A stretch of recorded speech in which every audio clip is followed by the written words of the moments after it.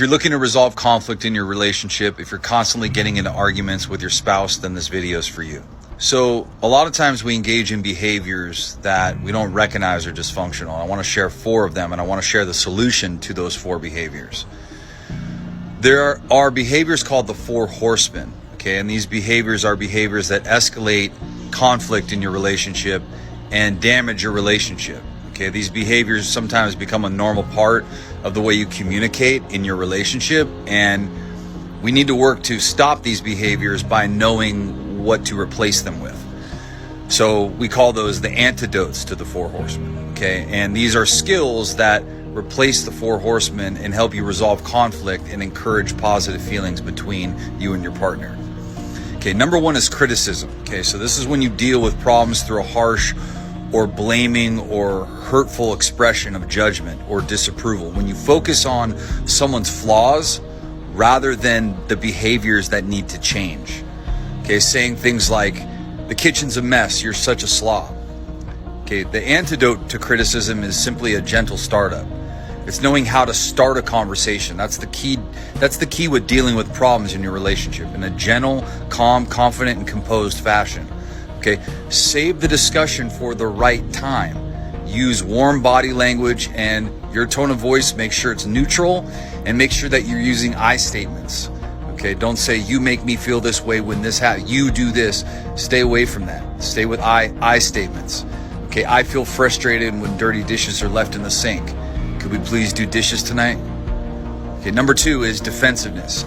This is deflecting responsibility for your own mistakes and behaviors, or refusing to accept constructive criticism or feedback, and you make excuses for your behavior and you shift your blame to your partner instead. So the example here is, it isn't my fault, I yelled, you were late.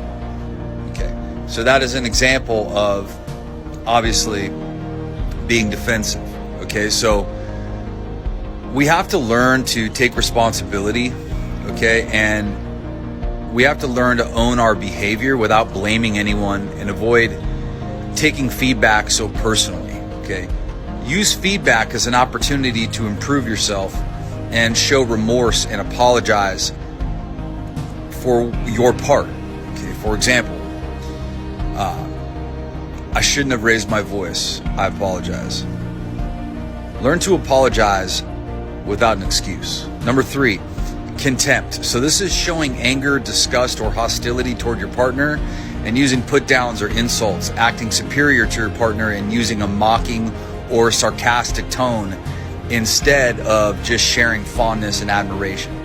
Okay, so here we need to obviously share fondness, admiration, foster a healthy relationship by regularly showing each other respect and appreciation. Learn to show affection and recognize your partner's strengths and give compliments. And number 4 is stonewalling. So this is when you emotionally withdraw, you shut down, you give someone the silent treatment.